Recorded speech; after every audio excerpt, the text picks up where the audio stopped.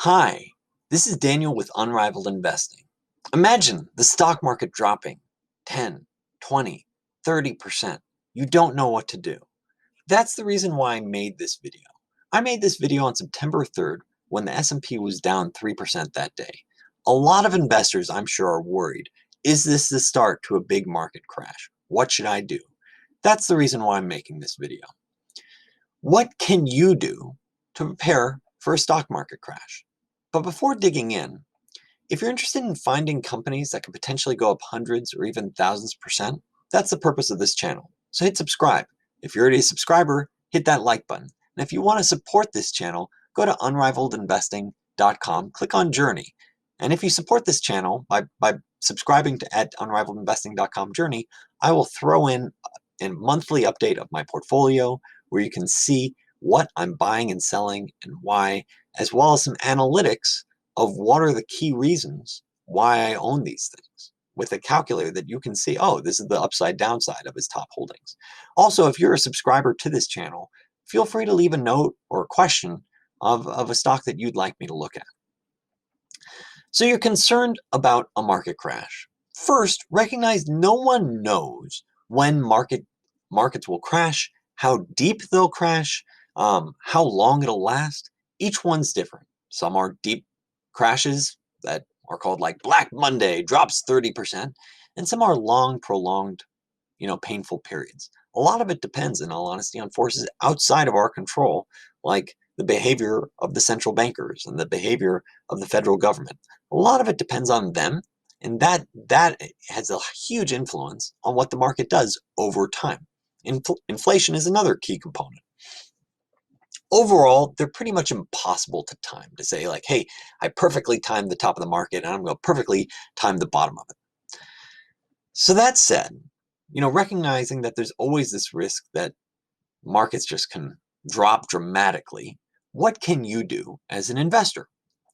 And so what should investors do? First, it's really, really important to understand what you own. And I don't just mean the business like, hey, I have this great stock and they do advertising.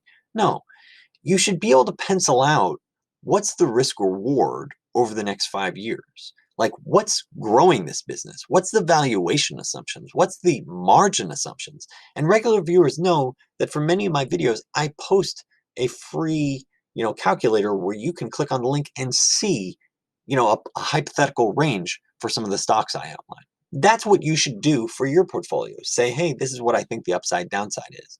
It won't be perfect. Inevitably, stock prices will go below what you think is the downside and will go above what you think on the upside. That's just how life works. No estimate is perfect. That's why it's a hypothetical exercise. But in periods of panic, when you see those CNBC headlines, oh my goodness, Dow drops another 1,000 points, you should have solace in knowing what you think the risk reward is for your holdings. That gives you comfort in the middle of a storm. It's also one of the perks I mentioned that I offer to subscribers at Unrivaled Investing, where you can see my top holdings and the investment calculator I use for them. What's the upside downside? What else can investors do? So there's a range of different options. So the first is a passive approach, where it's dollar cost averaging. You'll see several YouTubers and other talking heads talk about dollar cost averaging. The reason why is that it's really for those that don't know what they're doing.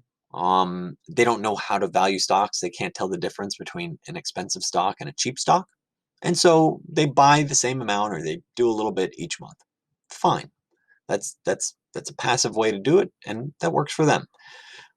There's also a reactionary approach, which is effectively, be greedy when others are fearful, be fearful when others are greedy. That means when your stocks go down, you buy some. When stocks go up, you trim some. But it's all contingent on what you think the risk reward is, and is it justified as you're buying some. This also requires having the cash to hold when times are good. And that can be a very painful process because cash inevitably holds back your returns. And so as the stock market goes higher, or as you're able to get returns elsewhere, your cash isn't delivering. So it really does require the patience, the discipline to sit on cash when everyone else is doing well. How much cash you're willing to hold, how much cash you're willing to deploy when everyone else is panicking, That depends on you and your temperament. If you think you can only sit on 10% at any given time, that's your temperament. Other people might be more flexible. What other options do you have as an investor trying to prepare for a crash, trying to handle a market crash? One other option is hedging. A lot of different investors and speculators will try to hedge their downside risks. In the best case scenario that I've seen, it lowers your upside, but it's a big but, it also lowers your downside during deep drawdowns. And that's something I personally saw in my personal portfolio in March 2020, where my hedges contributed a couple percent to my portfolio at that time, which was really great because when you're getting cash in, when the market's going down, that's cash you can ultimately deploy in what is now perceived cheap opportunities. So when hedges work, it's a beautiful thing. And other times it really does detract from your performance. And I would say if you have a hedging strategy, you should expect that it's going to take a little bit off your performance each year. But during deep drawdowns, it's going to lessen the pain and give you more cash to invest. So that's the different range of possibilities. There's also a dirty secret about hedging that investors should know. There's an unfortunate truth about Wall Street, and that retail investors generally don't have great options. You can watch other videos about what stock options are, calls and puts.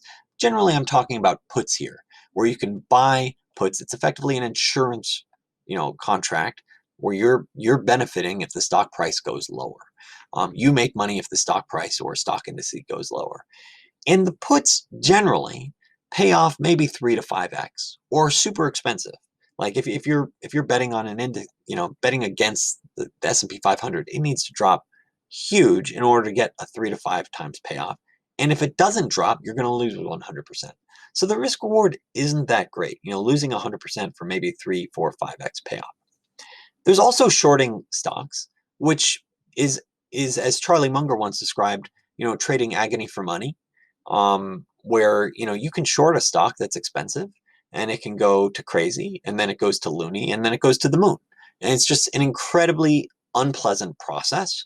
Another famous investing quote is that markets can stay irrational longer than you can stay solvent, and that's the reality with shorting these stocks. And so it can be a really expensive process.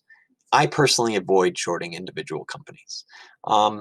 The dirty secret is that institutional investors can buy custom products that have much better payoffs than what retail investors see. And you saw that in March 2020. Bill Ackman had 100-for-1 payoff. And Michael Burry of the Big Short, fame, getting another similar 100-to-1 payoff in the housing crash. So for most people, it's not worth the effort or brain damage because they don't have the same range of options. But what else should you know? You should have a general understanding of where your returns have come from. So that's where people go, well, Daniel, yeah, I know where my returns have come from. The Apple stock went from here to there, and, I made a lot of money. No, I'm not talking about the price. I'm talking about why the price went up. Let me share an example. So 3 years ago, I bought the Trade Desk stock. I bought about $20,000 for between $40 and $50 a share. Recently, it traded closer to $500 a share. So about a 10x return. Great. 10x return in 3 years. But let's dig in. Let's peel that back a little bit. The valuation expanded by 5x from 5 times sales to 25 times sales over that time period. Why is that important? Because whenever you're thinking about an investment, there are 3 components to your return: fundamentals, valuation, and distribution. Fundamentals times valuation plus distribution is approximately what your return is going to be. Trade Desk's fundamentals have doubled, which is great. And I'd argue that's the return that I deserve as an investor, that 100% growth. The valuation, that's the multiplier that you get where investors all of a sudden get more bubbly about a company. Hey, this company's worth way more. Instead of 5 times sales, let's slap 25 times sales. And that's the difference between getting a 2x versus a 10x. Let me go through some more examples. Fastly, it's been a very popular stock. Just in 2020 alone, during the first, up through September 2020, its valuation has expanded by 3x. So that's when investors think, wow, stock price is doing great, company must be doing great. Yeah, the company is doing great. But you know what's doing even better? The valuation expansion. And long-term, valuation tends to fluctuate, as you can see. It can go low, it can go high. So in a period where you're like, hey, I'm a genius, this valuation is expanding real fast, I'd temper it a little bit. A lot of geniuses in bull markets. Bear markets, not so much. Tesla, another perfect example, where its valuation has expanded by 4x. You know, its price to forward sales multiple has expanded by 4x through in 2020 through September, the first start of September. So when you see that type of expansion, this is people willing to pay more for the same company. There are many, many more examples, especially in this market. This is start of September 2020. There's a lot of speculative juices at play. But I think you get the point. You need to consider fundamentals plus valuation, or multiplied by valuation plus distributions, in order to get your approximate return. And valuation can go both up and down when considering your investments. So in summary, know what you own. Know why you continue to own it. Have some cash and have a plan. Are you going to passively deploy the capital? Will it be reactive? Will it be hedging, which is like super reactive? And thank you so much for watching. If you enjoyed this video, hit subscribe. If you're already a subscriber, hit like. And if you want to support this video, this channel, go to unrivaledinvesting.com, click on Journey. Your patronage enables the production of these videos. And I throw in what I buy, sell, and hold in my personal portfolio each month for you to see. Thank you.